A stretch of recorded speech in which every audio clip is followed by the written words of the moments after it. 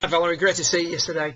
Just to recap on the session that we did, what we can see here from the main footage on the left and the top right is fundamentally a very sound golf swing. Set up to it great, the lessons that you had in the past are really paying dividends. You can see the really orthodox setup, nice ball position, good grip, top right, excellent posture, alignment's good.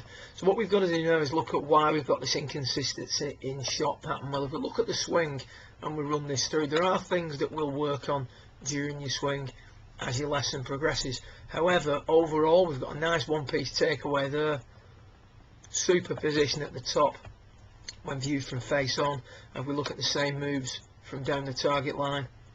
Again, nice one-piece takeaway. Could do with maybe a little bit more club face rotation, but we'll work on that as your lessons progress.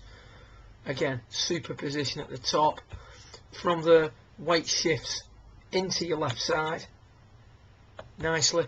You can see here from the top right, as your swing starts down, body starts to clear, arms catch back up with the body.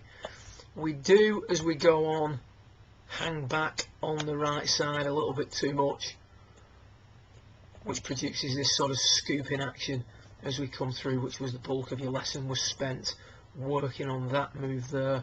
And as you go into your finish, you can see that it's a little bit curtailed in the follow through, where when viewed from down the line, the sole of the right shoe should point towards the screen, and you can see that it actually points down to the ground a fraction. If we then compare that to what we see here with Carrie Webb, we're going to see a different action through the hip area. You can see that as she comes through, she's going to try and drive that ball forward. It's not a scoop as she comes through. There is a forearm rotation, but you can see there's a drive forward. So if we freeze frame the shaft at impact, we can see that the shaft leans towards the target.